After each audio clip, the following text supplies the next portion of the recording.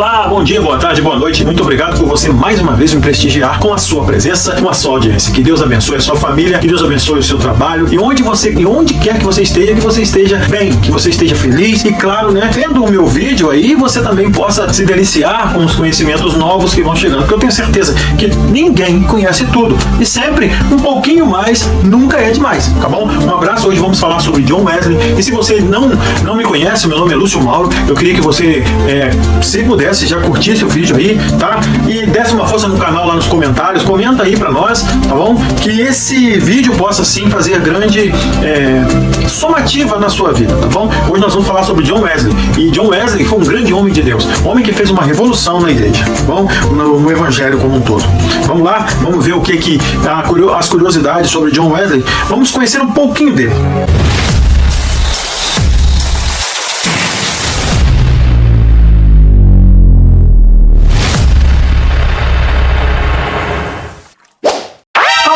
Peraí, desculpa aí atrapalhar o seu vídeo mais uma vez, mas eu só queria te pedir uma coisa.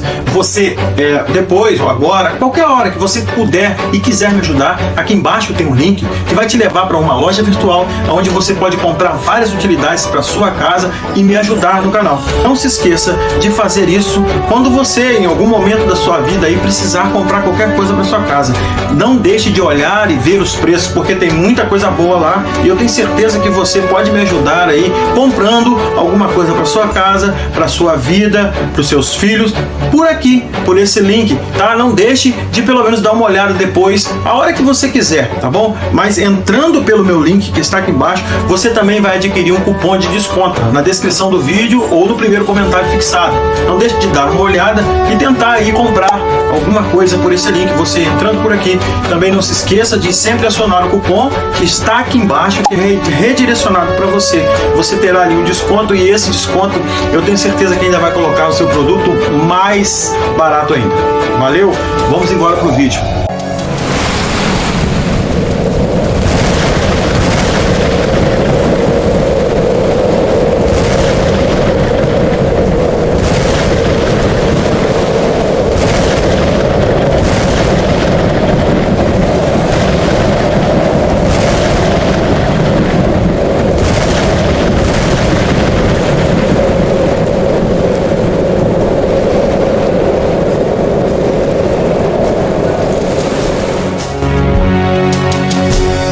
Wesley, ele viveu uns tempos com um grupo de colonizadores da Alemanha.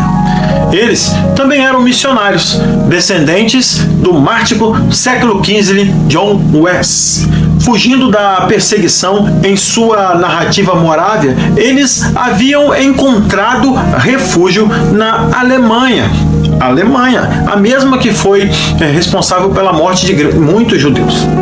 Então, trazendo aqui um pouco da vida desse grande homem, nós podemos perceber que quando ele estava lá na Alemanha, eles cruzaram o mar para trazer o evangelho aos índios, mas primeiro um cristão precisava do testemunho deles. Um dos alemães olhou para Wesley então e disse, com um olhar bem gentil, mas muito penetrante, e ele perguntou a Wesley, você conhece Cristo?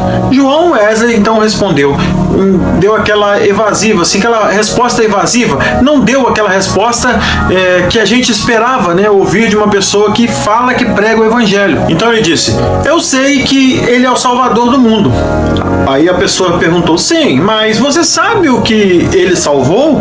Wesley, inquieto, e porque não conseguia responder, e ele disse assim, ele tinha o perdão para dar a todos aqueles que eram pessoas que nem acreditavam no que ele falava. E mesmo sem entender, Wesley ficou pensando, por que ele falhou assim em ser evangelista com os índios? Talvez esse seja o motivo de John Wesley não ter conseguido levar a mensagem do evangelho aos índios naquele momento. Após 2 frustrantes anos, Wesley retornou à Inglaterra.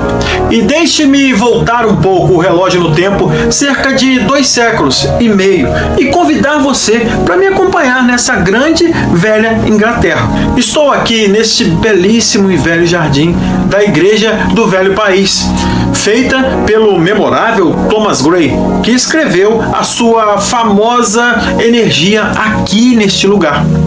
William Penn, sua família também cultuara nesta igreja. Escolhi este local histórico para reviver a experiência de John Wesley.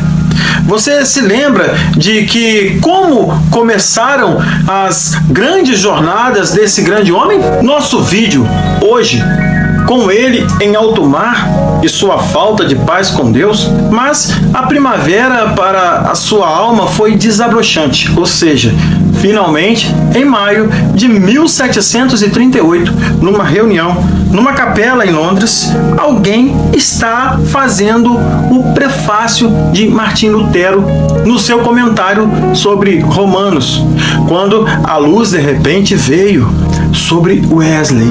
Ele descreve o momento, ele diz, cerca de 8:45, enquanto ele, isto é, Lutero, estava descrevendo a mudança que Deus operava no coração daqueles que tinham fé em Cristo, eu senti meu coração estranhamente aquecido, disse Wesley. Senti que eu confiava em Cristo apenas para a salvação. E a certeza me foi dada que Ele havia levado os meus pecados com Ele. Bem, abrasado pelo Evangelho, agora Wesley pregou com um novo zelo e um novo poder. Multidões se reuniam para ouvi-lo, de todos os lados. Um reavivamento varreu a Inglaterra e chegou até a nossa América. Era o começo da Igreja Metodista. Os metodistas, hoje, são uma das maiores denominações protestantes. Por volta do século XVIII, a Inglaterra havia se afastado de Deus e a pregação de Wesley tirou a nação do seu sono espiritual. E, é claro, nem todos apreciaram o despertar. Você pode entender, presos nas traiçoeiras teias da tradição, as igrejas fecharam suas portas para o novo e reformador evangelho. Assim, Wesley foi para os campos, ele lá pregava ao ar livre até o alvorecer, antes dos trabalhadores iniciarem sua labuta diária. Ouça um trecho do diário de Wesley, de 21 de setembro de 1743. Eu fui acordado entre 3 e 4 da manhã por um grupo de funileiros que, temendo chegar atrasado, juntaram-se ao redor da casa e estavam cantando e louvando. Às 5 horas, eu peguei de novo sobre crermos no Senhor Jesus Cristo para sermos salvos. Eles devoravam assim a palavra de Deus. Parecia as pessoas com fome de comida. Os convertidos chamavam, entoavam e gritavam às reuniões de Wesley.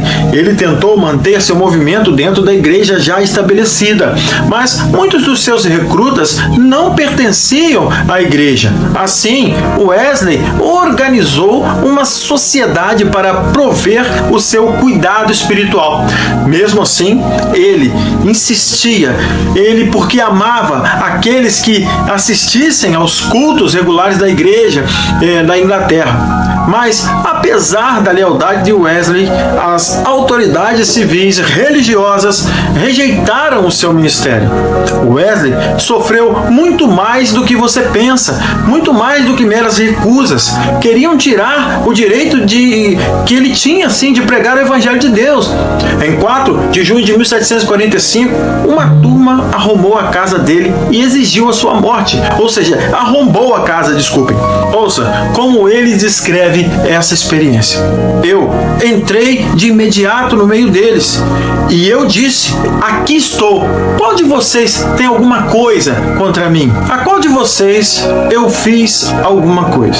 Para você ou a você? Continuei falando até chegar no meio da rua. E aí, erguendo a voz, eu disse: vizinhos compatriotas, vocês querem me ouvir falar? E eles então gritaram com veemência: sim, ele deve falar, ele deve, ninguém vai impedi-lo. E eu falei até que um dos chefes do bando viraram-se e juraram que ninguém ia mais tocar em mim. Bem, às vezes essa oposição ao Wesley saía pela culatra.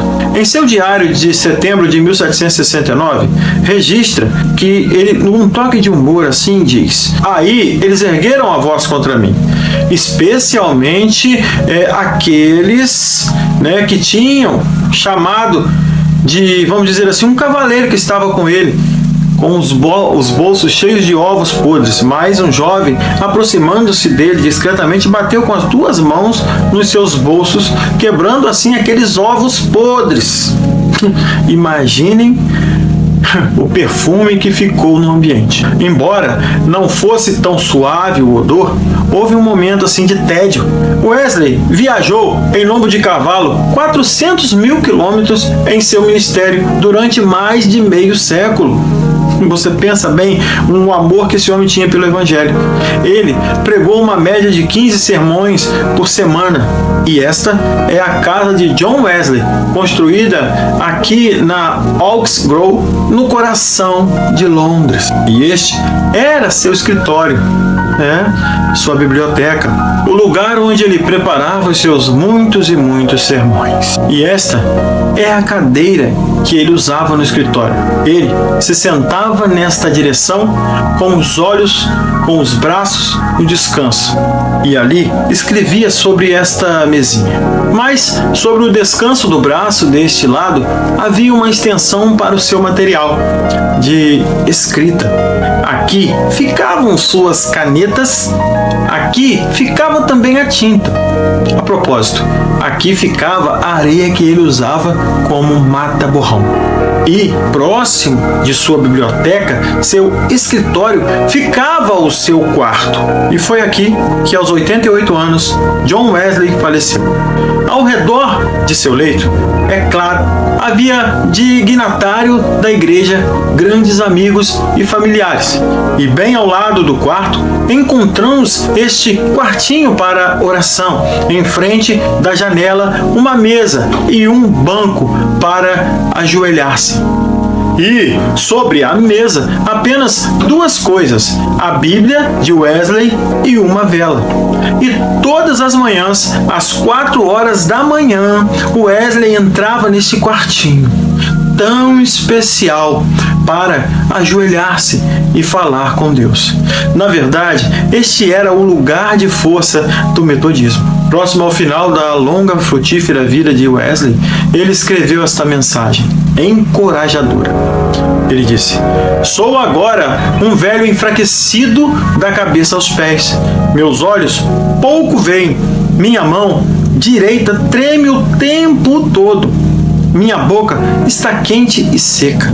Todas as manhãs eu tenho uma febre quase que insistente. Quase todos os dias meus movimentos são tão fracos e lentos. Entretanto, louvado seja Deus, eu jamais desistirei do meu trabalho.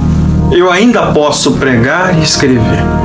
Em seu longo ministério, Wesley centralizou-se em duas grandes verdades que tinham sido esquecidas, talvez, por muitos grandes homens. O perdão de Deus é grátis a todos nós que somos responsáveis em crer e obedecer. Não sabemos ainda o tempo que iremos ficar sobre essa terra. Mas e você? Será que, ouvindo alguma coisa sobre Wesley, sentiu no coração o mover do Espírito Santo que fez com que esse homem andasse meio século da vida dele praticamente em lombo de cavalo só para levar a mensagem do Evangelho? Tá certo, naquela época não existiam os meios de transporte que existem hoje, mas transpor barreiras, nos colocar à disposição para que aquilo que é real aconteça, é sim uma dádiva dos céus. Isso, obedeça a Cristo, obedeça aos seus mandamentos, tenha a favorável intenção de se autopromover espiritualmente. Que Deus nos abençoe, que Deus nos leve em paz e que pessoas como Wesley, muitos ainda, possam existir, como ele, como Billy Graham, como Martin Luther King, como tantos outros homens que tanto fizeram pela história do Evangelho, pelas vidas como um todo. Que Deus assim nos abençoe e que Deus nos dê um próximo conteúdo ainda melhor do que esse, porque sempre o que vem tem que ser melhor do que já passou. No mínimo, ser igual. E quando for pior, que nós possamos entender que se já fizemos melhor, por que então pioramos? Pense nisso e até um próximo conteúdo, se aquele lá em cima nos permitir, porque se eu estou aqui hoje é porque ele falou assim, pode voltar lá e falar, porque eu aprovo o que você fala enquanto você me obedecer, que foi o fim do que John Wesley disse pouco antes de morrer, porque o que ele disse aqui é muito claro, ele disse assim, porque isso é para aqueles que creem e obedecem. Tchau, fui!